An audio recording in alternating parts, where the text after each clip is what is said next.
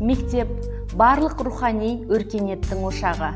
Мектеп жан-жақты дамуға жағдай туғызатын, адамның өз бетімен білімін жетілдіруде жағдай жасайтын, еркін және шығармашылық тұрғыда қызмет етуге мүмкіндік беретін ошақ болуы қажет.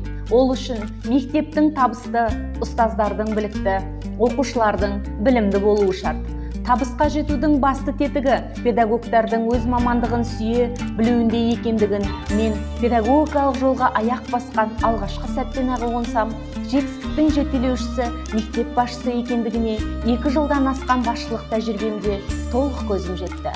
Мектеп басшысы тек басқарушы ғана емес, көшбасшы бола білген жағдайда өз ұжымын жетістікке жетелейтіні хақ. Өзім басшылық жасап отырған мекемеде тиімді басқару мен басшылықты қалай жүзеге асырамын?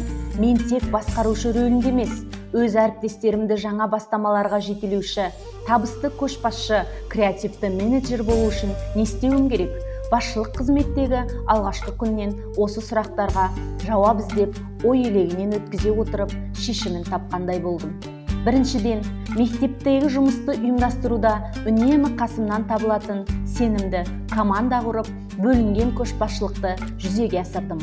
Сонымен қатар, көшбасшы ретінде өз ұстанымдарымды айқындап алдым. Бірінші ұстанымым өз ісіне жан тәнімен берілу. Кімде-кім өзінің уақыты үшін бар мүмкін істі жасаса, барлық уақытта өмір сүреді деп неміс драматургы Йоган Фридрих Шиллер айтып кеткендей, көшбасшы ретінде көптеген кедергілер мен қарсылықтарға тап боларым сөзсіз. Мұндайда табандылық пен жүрекпен берілу алға қарай жол бастайды. Сондықтан да басшылық қызметті жұмыс деп емес, өмірлік бағдарым деп білемін. Өз ісіме бар ынта ықыласыммен беріле, табандылықпен алға ұмтылғанымның нәтижесінде мектепшілік бақылау мен басқаруды бір жүйеге келтіріп, білім сапасы артты. Аудандық, облыстық, республикалық байқаудан орын алған оқушыларымның саны көбейді.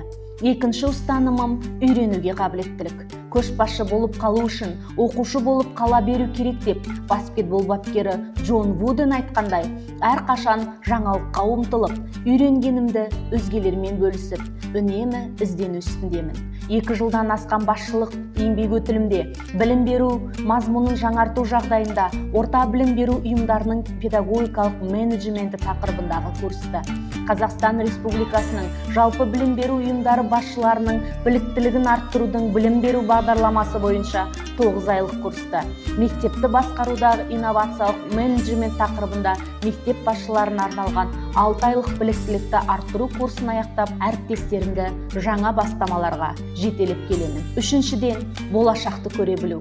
Болашақтан нені көре алсаңыз, соған ғана жетесіз деген Джон Максвеллдің сөзін ұстаным еттім.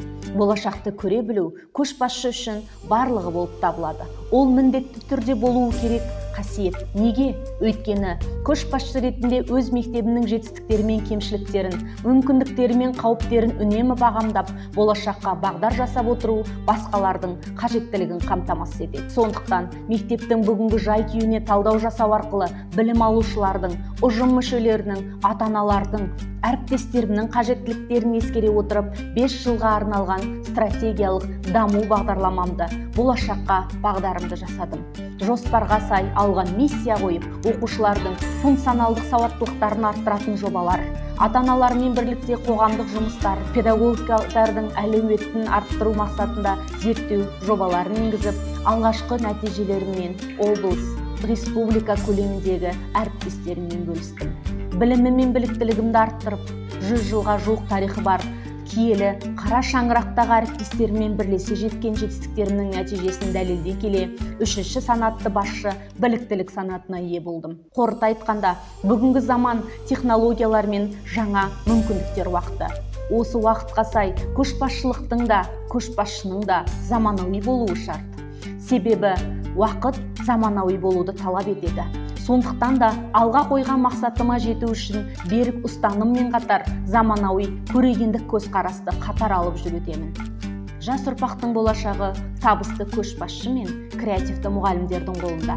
Мен жас менеджер ретінде жетістікке жетудің жолында өз ұстанымдарымнан айнымақ емеспін.